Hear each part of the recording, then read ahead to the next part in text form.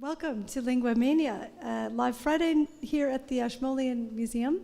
I'm Kirsten Shepard-Barr, and I'm acting director of Torch this term. And here we have this amazing opportunity to share research with the wider public and enjoy a late night at the museum. LinguaMania has been curated by the research project team, Creative Multilingualism. You can just about glimpse some of the many logos of the people and organizations involved. Torch is the Oxford Research Centre in the Humanities, and we support and facilitate multidisciplinary research and enable wider and public engagement. And this is the last of the Bitesize talks in this room tonight, and it is a great pleasure to introduce Henrike Lähnemann, and she is professor of medieval German literature here at Oxford. Growing up in 3 medieval German towns, she has always been fascinated by objects as tangible link to the past, working for her doctorate on medieval manuscripts from Nuremberg and for her second book on representations of Judith in medieval art and literature. Currently, her research focuses on manuscripts written by nuns in northern Germany in the 15th and 16th centuries. For the quincentenary of the publication of Martin Luther's 95 Theses, she organizes, with the help of Torch and singers, the Taylorian, and many volunteers, events around the Reformation, focusing on printing and singing. Henrike's talk will be on a Tristan tile in the Ashmolean. Over to you.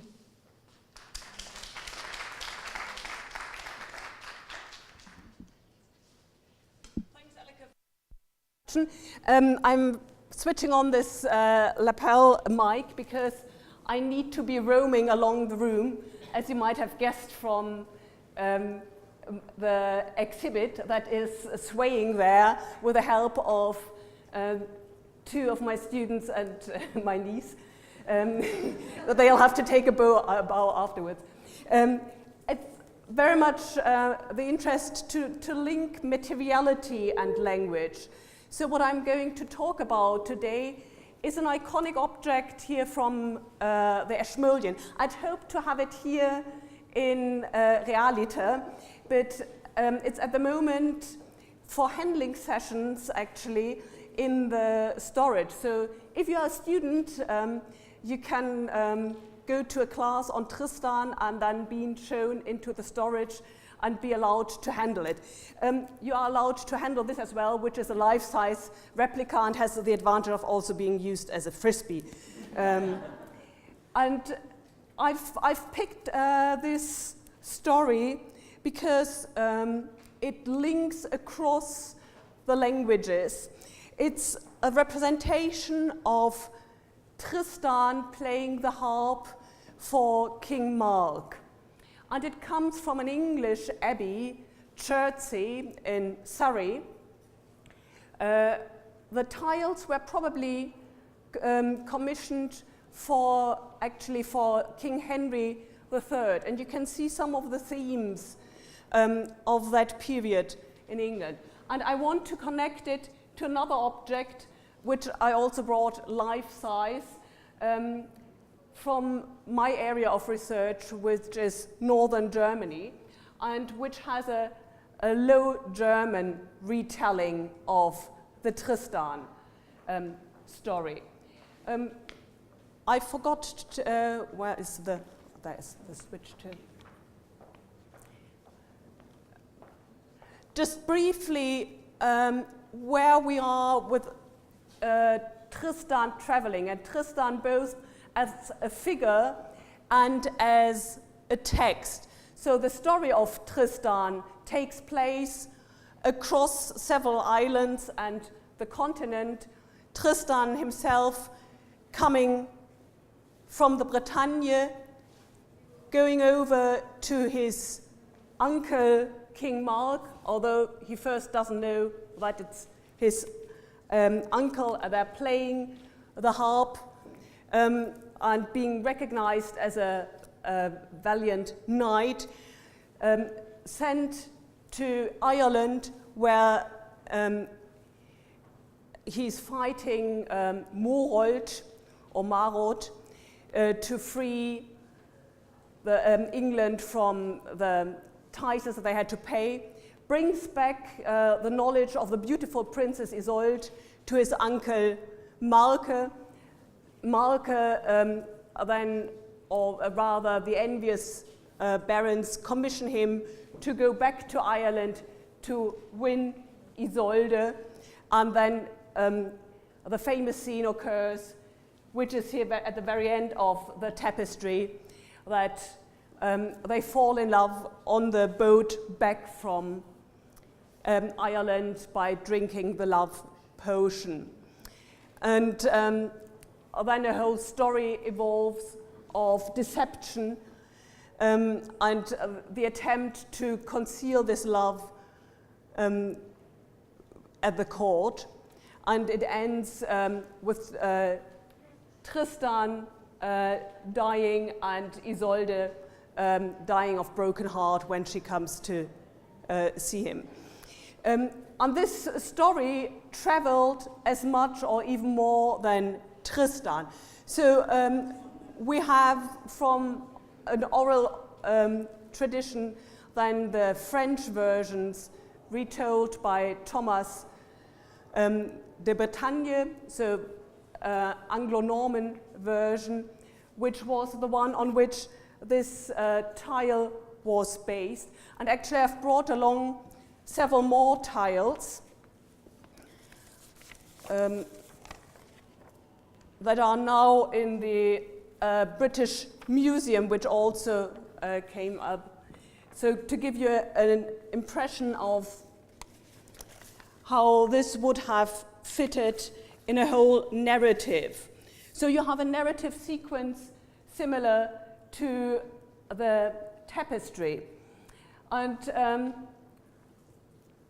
I thought what I would show you is how differently the story is told according to which context it's introduced. In a way, it echoes what the speaker about the Cloud Cuckoo Land has just said, how in each language the birds' names are accustomed to the culture, or what we had seen with one of the other speakers speaking about Chinese pottery that is important in different countries with, and then introduced into this culture. Can you still hold it? Yeah? Yeah.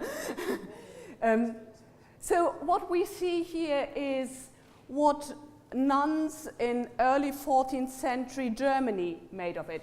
The Abbey Wienhausen, where the tapestry comes from, was founded by the daughter-in-law of Henry the Lion. Henry the Lion was married to Mathilde, the sister of Richard Lionheart. So the mother-in-law of the founder of this abbey would have read the same story that was read by the monks in Chertsey Abbey and by Henry III, for whom the tiles were commissioned. But what the nuns here stitch in the tapestry is not based on an actual written version. So none of the texts, neither Eilhard nor Gottfried, but it's based on the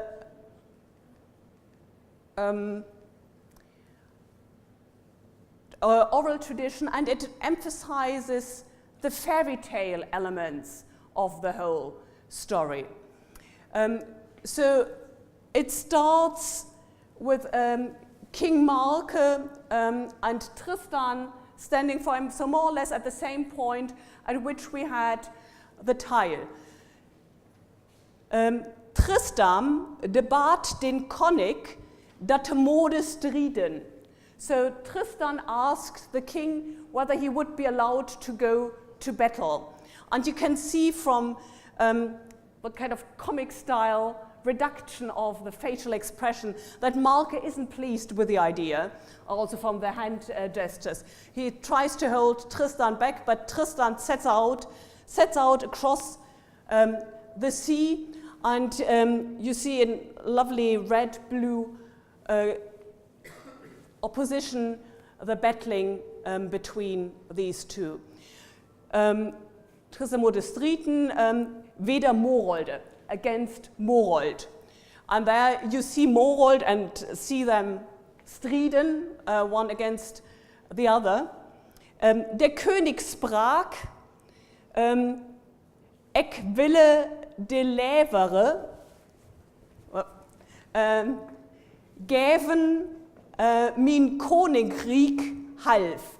I'd rather give you half of my kingdom. So that's not the language of the courtly Romans, it's the language of the fairy tale, which is included. I'd rather give you half my kingdom than let you go off to battle. The nuns had slightly difficulty fitting all the text according to the images. So the images are already further advanced. Then they are catching up because they have an additional line with all the coat of arms. So this goes on. Tristan, de keerde zich und de zette upe dat peert. So Tristan turned around and got on his horse. Pferd, it's Low German, so no shift. Upe dat peert. Und stride and battled ane des Königes Dank, without the permission of Marke. Do kwam kam vor den König und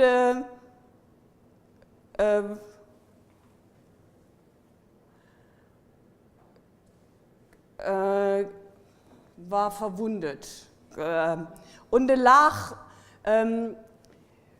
verwundet. So he comes back and is wounded because of the battle with Morold. The king puts him in a ship, sends him off to Ireland, where he plays the harp to gain access to the court. And there is the scene where Isolde and Brangäne heal the sick Tristan. And this is made into the centerpiece of the whole tapestry. It's a scene that otherwise, that's not figured on any of the tiles in the men's monastery, but it's the central scene for a women's convent that showed that they played a central role in healing actually the knight and enabling all these courtly battles that are going around it. And Timo is who is holding this side. Timo, look out. Yeah, he's just writing a proposal on PhD proposal on medicine in Wienhausen, because we can actually we know a lot about the medical knowledge of the nuns in the monastery. So he's healed, he sets back to Marke, and there comes a scene which is only reported in some of the French versions, not in the German versions.